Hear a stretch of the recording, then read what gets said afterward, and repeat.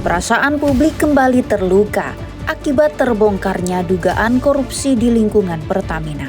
Komisi 12 DPR melakukan rapat kerja dengan PT Pertamina Patraniaga 26 Februari 2025. Anggota Dewan menuntut penjelasan anak perusahaan Pertamina tersebut mengenai tuduhan pengoplosan bahan bakar minyak selama periode tahun 2018 hingga 2023. Pelaksana tugas harian di Rut Pertamina Patraniaga Mars Ega Legowo Putra menegaskan, tidak ada praktik pengoplosan Pertamax dan Pertalite.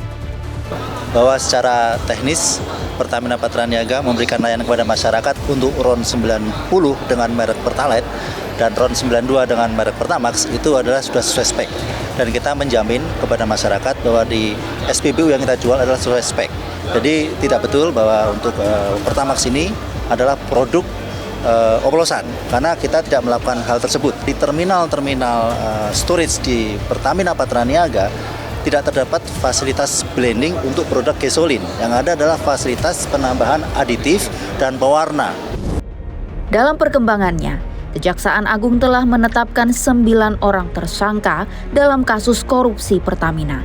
Yang pertama yaitu Maya Kusmaya ST, MST, selaku Direktur Pemasaran Pusat dan Niaga PT Pertamina Patraniaga.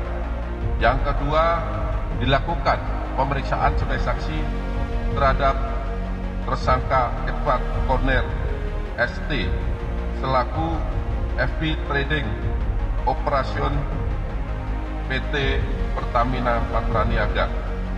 Terhadap dua tersangka tersebut, setelah dilakukan pemeriksaan secara maraton tadi mulai jam 3 sampai dengan saat ini, penyidik telah menemukan bukti yang cukup bahwa kedua tersangka tersebut diduga melakukan tindak pidana bersama-sama dengan 7 tersangka yang kemarin telah kami sampaikan.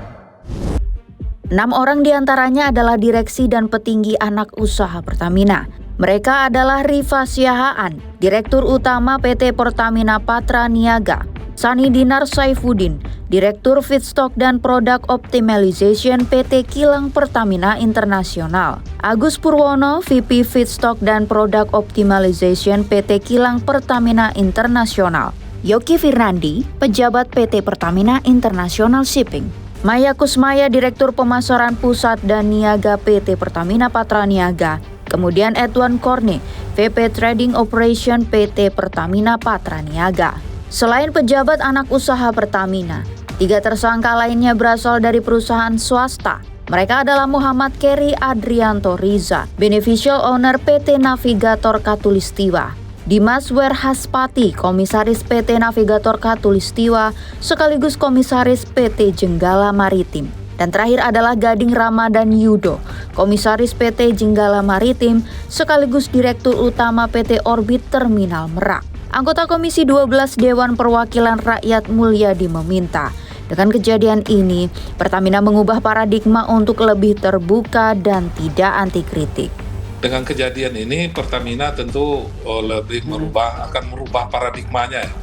Nah, misalnya paradigma yang lebih terbuka, kemudian tidak anti kritik, yang kemudian juga